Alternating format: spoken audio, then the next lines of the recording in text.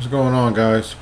This is Magic Mike with the Crypto Playground, here to make crypto less cryptic. So I have been going through these Reddit streams and finding very interesting people with interesting problems and success stories. So I thought it would be a great place to have a discussion every time that we have a discussion, unless we're actually interviewing somebody, because this Reddit here, our cryptocurrency, has been pretty consistent in having good content, and from both news and some of the users on here. So let's go through here and kind of filter out and see what looks like some interesting stuff. All right, so here's a security one right here on the top. It kind of gets after what we want to talk about anyways. Do not trust a used or secondhand hardware wallet from eBay, Etsy, or Craigslist, or Amazon, or your neighbor's cousin.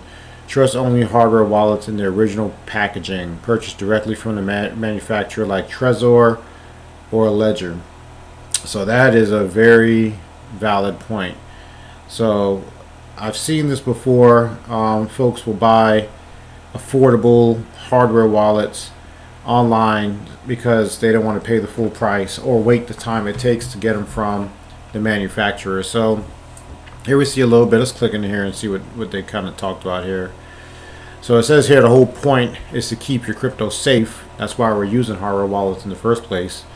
A co-worker of his just fell victim and lost all his crypto after buying a used hardware wallet. He thought he was being smart and frugal by saving $30 on a hardware wallet. At least he only lost a few thousand Doge and other assorted Shiza coins. So, the thing with these hardware wallets, if you don't know what a hardware wallet is, it's a physical device that you can keep offline, not connected to the internet, to store your crypto assets. So it physically connects to a computer, so you can interact with it and store your crypto on there. Ledger recently released a wireless version of their wallet that you can just use with your phone. But essentially, it's supposed to take away some of the risk of using what we call hot wallets, which is a wallet that might be downloaded to your computer or your phone, because those wallets are always accessible via the internet. They're updating. If you have a compromise of your physical device, like a Trojan or some type of malware gets on your device, there's stuff that's made specifically to target hot wallets and try to compromise you from there. So that's the whole point of these hardware wallets. So they come with passphrases that you have to write down. There's a little card that you'll get with it, and it'll have a sequence of words that you will use to restore your hardware wallet should you ever lose it, so we have access to your stuff. So what folks will do was they'll create a passphrase for a hardware wallet, and then they'll sell that Daniel Ledger or whatever hardware wallet it is as a new device, and people will purchase it, put all their crypto assets on it, not knowing that somebody has the ability to recover their entire wallet on another device and essentially move those assets at their will, because it's almost as if if I create a bank account and put a username and password on my bank account, and then I tell you, hey, I'm gonna set up a bank account for you, and that bank account's already been established, and you just start throwing your money in there, all I have to do is log in or restore that account to another computer by just typing in the username and password after visiting the website, and I have access to all the content. So yeah, this right here, obviously you see folks that's new to the space don't understand the risks, so he thought he was saving money, and boom, he got caught. So let's see what else is on here. Interesting stuff. All right, so if the goal of Bitcoin is to replace fiat money, but Bitcoin is expected to increase in value in long term, wouldn't it be prohibitive to use Bitcoin for paying for things? Great point. So back in 2009, there was that purchase of the Bitcoin pizza you guys might have heard about. Somebody spent 10,000 Bitcoin to order some pizzas, not knowing that Bitcoin will be where it's at today, sitting around about $34,000. I think the high was around 68-ish thousand dollars. But boy, if he had known at the time, he probably would not have spent his Bitcoin. So Bitcoin is a store of value. It's looked at as an asset. Assets do appreciate over time. Specifically, Bitcoin has been vetted over a period of years to be secure and trusted, and adoption is happening rapidly. So that's a great concern. Is that if you were to actually use your Bitcoin to pay for things, could you potentially be giving away generational wealth? Is, I guess, the concern. Me personally, I do not utilize Bitcoin to pay for things. If I were to actually go purchase things with cryptocurrency, I might take maybe another asset that I can buy multiple of. For example, if there was a payment system in Doge, I might spend a fraction of a Bitcoin, like maybe 0.001 or something like that, to purchase maybe 10,000 Doge, and that would be my interaction currency. Or I would use maybe a stable currency that's not going to appreciate over time. So right now, that's the big conversation is will Bitcoin be something that people should transact with daily? Today, I say no. I say that if you buy Bitcoin, in my opinion, it's all about accumulation at this point. And once we settle on the value of it, the true accepted value of it in the future, then that will be the time, in my opinion, to utilize it as a method of transaction. Right now, I look at it as an asset that you purchase and you hold on to, just like Ethereum and Bitcoin. And there's other assets out there. There's other things that you can purchase that may not have so much upside potential or so much adoption as Bitcoin is looking at right now. So this guy right here, let's see what he said. Okay, he has a long answer. So let's see. Let's jump in here somewhere. When you purchase goods and services now, the question you ask yourself is whether what you're purchasing is more valuable to you than the dollars you have in your hand. Everything being denominated in dollars, fiat lends this the perspective of dollar, just represents money which can buy me things I need in my life. So I guess he's saying, as you know, and he's right, when you exchange your dollars or your crypto for a particular thing, you have to ask yourself, is that thing deflationary in nature? Will it go down in price? Will eventually I won't value this thing that I purchased as much as the thing I exchanged for, which it could be fiat or dollars. So here he's kind of making that argument that one Bitcoin right now is worth 100 million Satoshi or Sats. 21 million Bitcoin equals 2.1 quadrillion Sats, which equals 2.1 quintillion millisats. So what you got to realize is that in the future, we spend Bitcoin in Satoshi. We won't necessarily spend it in whole Bitcoins. People who actually own a whole Bitcoin will be rare, and most folks will spend Bitcoin at the Satoshi, at the lower denominator, or perhaps even the millisatoshi as pennies, for example. So you have to kind of consider what will be the value of those little Satoshi that you're spending now. What will be the value in the future? So my advice, if you want to purchase things, look at stable coins or other currencies that you can purchase directly from fiat to that crypto, or even if you had to convert it, from Bitcoin to that crypto, whatever the trading pair is, utilize those things for purchasing. There's a lot of vendors out there that take multiple different cryptos as payment. Bitcoin will not be my first choice for payment today because, like I said, I look at it as a store of value. So I would hold on to my Bitcoin super tight and don't let it go. All right.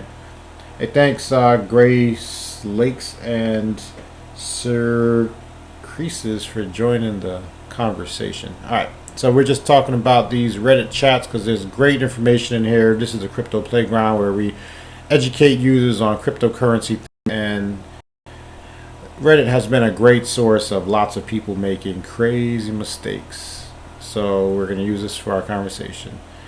Friendly reminder, do not share your effing seed with effing anyone.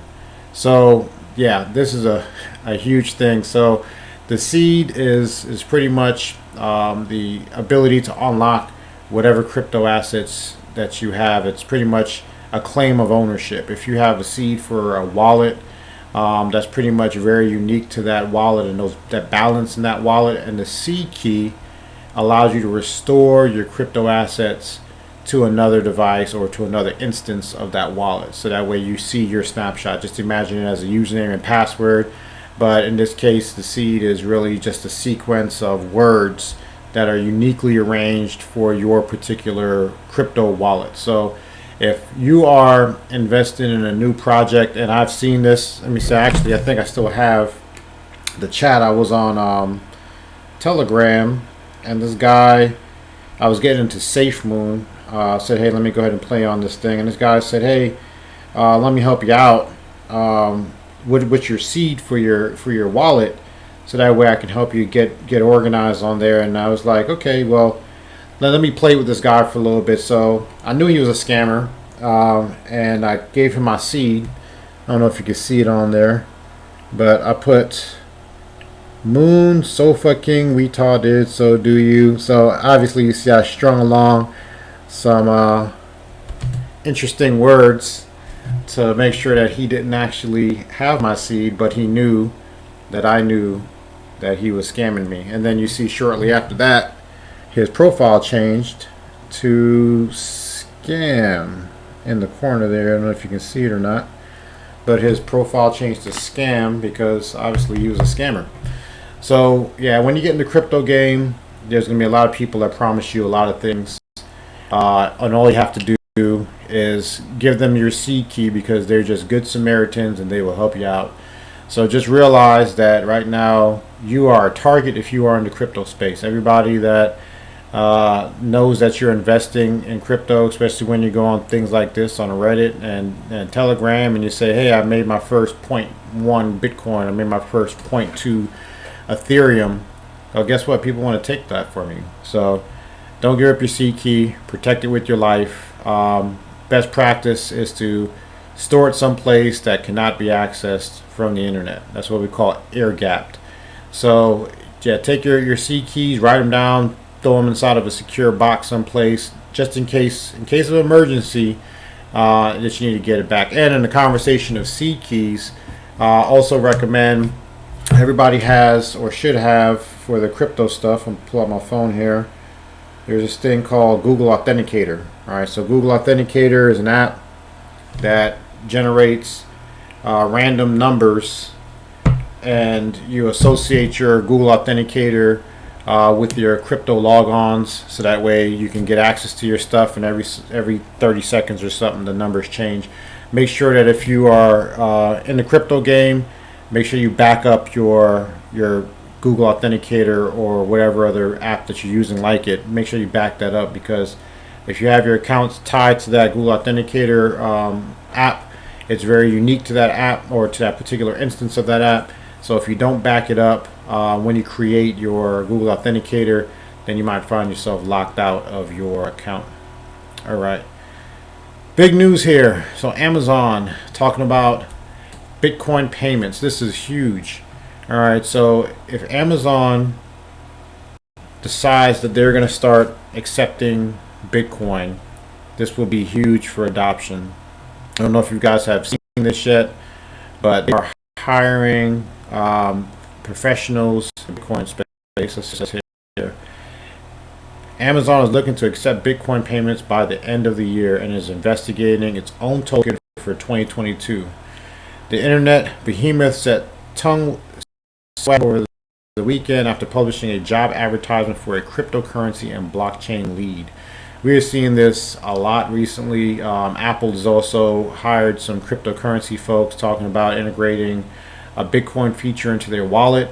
So now when you actually go to pay for things, just like how PayPal and Square have helped to obfuscate and added a layer of abstraction between the cryptocurrency space, the complexities of it, and you interacting with vendors, then folks like Amazon and Apple are looking to enable that capability too. So you'll be able to go on Apple and make payments, store crypto inside your wallet.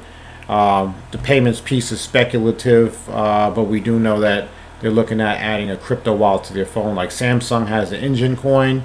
A lot of new phones came out with that Engine app already installed on it, so that kind of shows adoption and kind of pushing folks into the direction of interacting with crypto as a normal thing, which is a big piece. I've been in the space since 2017 when I first got into the space. People barely were talking about crypto. The average person wasn't talking about crypto, and if you did mention something about cryptocurrencies, people will say, "Oh, what is that? It's fake money. It's internet money. What is it?" Nobody understood it. And actually, today I was supposed to have an interview with this guy from Scottsdale, Arizona, which hopefully will still do that. But he is a NFT creator and a hairstylist, and he had posted that he accepted his first Bitcoin payment for a haircut, which is pretty huge in its own little micro way as compared to El Salvador accepting Bitcoin as legal tender. But just average folks choosing to accept Bitcoin as payment over fiat money shows that there's a change. There's a change in the wind. So we definitely need to continue to promote that. And stories like these are very bullish for the future prospect of cryptocurrency. So interesting story there. All right, let's see here what we got. What else we got going on here? A third of cryptocurrency investors don't know what they're doing. Wow, who would have thought? And this is exactly why the crypto playground exists. All right, because we know that 2 out of 3 cryptocurrency investors have no idea what they're doing. All right, that's the statistics behind it. Most folks get into the space. A10, thanks for joining the chat. Most people get into the space because of the hype, right? So we know two emotions drive the investment space. It's the greed and fear. So when people have the fear of missing out, then they jump onto investments not knowing what they're doing, and then they end up getting hurt when that fear, uncertainty, and doubt kicks in because they're not sure what's happening in the space, and then they end up selling at a loss. So a lot of folks get in the crypto space not knowing that this is not your traditional stock market space. When you buy a stock, you buy a share of a company, so you own a piece of that company. When you buy crypto, you're buying technology. You're investing in technology. So when you buy Ethereum, you're buying a piece of this new distributed internet, and you're owning a piece of that land. So just imagine it as buying a piece of Manhattan when you buy some Ethereum, because the things that are built on top of Ethereum, the stores and the capabilities and the decentralized finance services that are built on top of Ethereum add value to that land, especially over time as that space continues to get built out. So a lot of folks don't know what they're doing. This guy says just a third. That's lower than I expected. 73 of all facts you read on the internet are made up. That's very true. Yeah, so comments, there's a lot. There's some non-useful comments, but this statement right here, this comes from the independent.co. And here they said, another week, another cryptocurrency crisis, but does it really matter? All right, let's see what they said here. It was the investment that was definitely going to make you millions overnight. The type of asset that you would carry with you on the unstoppable tech wave barreling into a dazzling bright future. But we believed at some point in the last 5 years, 1 in every 8 UK adults has bought at least one cryptocurrency, digital or virtual, only assets that are held and traded and transferred electronically are being kept. Obviously, I can't read the rest of this article, but this just kind of illustrates that folks are adopting it. They don't know what they're doing, and then simple things are happening to get them compromised. They're clicking on links and emails. You're seeing messages where it says, if you send me 0.1 Bitcoin, I'll send you back 0.2. And folks, they believe that. And some accounts actually start funding you to get you to believe the scam, and then eventually they'll take all the money out of your account. So yeah, people are coming into the space, they're getting scammed, and yeah, that's what's happening. So that's why education is so important. We created the Crypto Playground specifically for that purpose. Here's the Crypto Playground here. This is a startup that we're working on. And this is to kind of help usher in the financial education needed for the 21st century. So what we're doing that's different than all the other approaches to get after cryptocurrency education is we're going to create a simulated and virtual environment. So you have things like Decentraland out there that has a virtual experience, but we're focused specifically on education and creating a community around the crypto space that's verified and trusted. So instead of you going out there on Telegrams or Reddits or whatever and having people say, hey, this is who I am, you don't know who, if they are who they say they are, whether they claim to be the admin of a project or some other type of supposedly trusted identity, and then you interact with them and then you get scammed. So what we're doing here is we're going to create some learning journeys to kind of help people along on things that's important to them as they come into the space. So some folks get in the space and they want to be investors. They want to build up those skills. So we're going to help facilitate that using trading bots and things of that nature. Some people just want to get in there and explore. They said, hey, what's Bitcoin? Where did it start? How do you use it? What's the blockchain? So folks that want to get into the space just to explore and understand, there's going to be some content for that. Folks that want to adopt crypto for everyday life, meaning that you want to get your insurance in crypto, you want to spend your money in crypto, you want to validate records in the crypto space, maybe you want to employ it inside of a business. That's going to be for the adoption folks. NFT guys, we're going to have a creating journey, and then there's going to be the demo that folks like YouTubers that want to go out there and actually unlock the full features of the simulated environment. They can utilize that. So when we talk simulated, just imagine that you have your cell phone and you're able to launch an app that shows you a simulated cell phone, and you kind of walk through all of the steps that you would need to do in order to complete certain actions required in the crypto space. For example, doing two-factor authentication or scanning a QR code or transferring currencies from one place to another, all without having to take the real risk of doing that. It's almost as if you were in a flight simulator without having to actually be in the sky, because that's way more effective than reading a book about flying and watching a video and then trying to fly a plane. Here we're talking about saving your financial well-being by putting you through simulated experiences and then also capturing metrics on how well you perform. So in there, you'll be able to build a social network. So people with similar interests, they can post to walls. You can join communities of your favorite projects. And the folks that are coming into our environment will be KYC'd or verified at a level between 1 to 3, 3 being the most trusted. So what's KYC? KYC is Know Your Customer activity started by the Bank Secrecy Act. That pretty much says that gives you the ability to verify that folks who are who they say they are, and they can access the resources that they're allowed to access. For example, if somebody needs to be 18, they can get the 18-year-old content. If things are restricted by region, then you only let people from that region in. But in the crypto space, we also like to use it to make sure that folks are who they say they are again. So when people go through the KYC process and they verify their identity in our space, then when you interact with them, it's kind of a incentive for them to not try to scam you, because now they've been verified. We know who their identity is. We're not going to be storing or keeping any of this information, but the blockchain is immutable. Means that it doesn't change.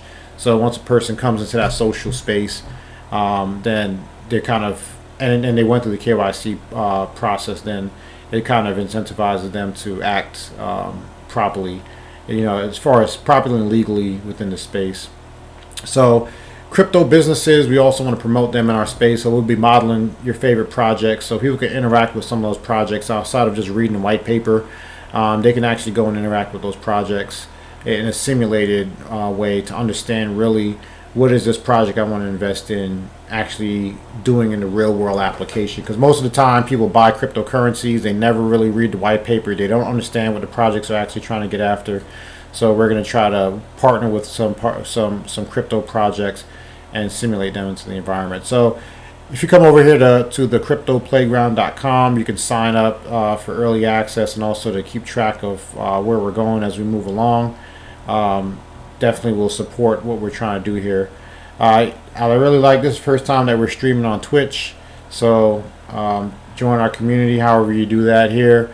And we're definitely looking forward to doing some more streams and, you know, reading some more of these interesting Reddit comments and, you know, commenting on it and having some conversation around it. So I think we're gonna wrap it up for this stream session. So if you guys have any questions or anything, I'll take any questions from the folks that are in the chat room now. Are you guys new to the crypto space, or you guys been in for a while?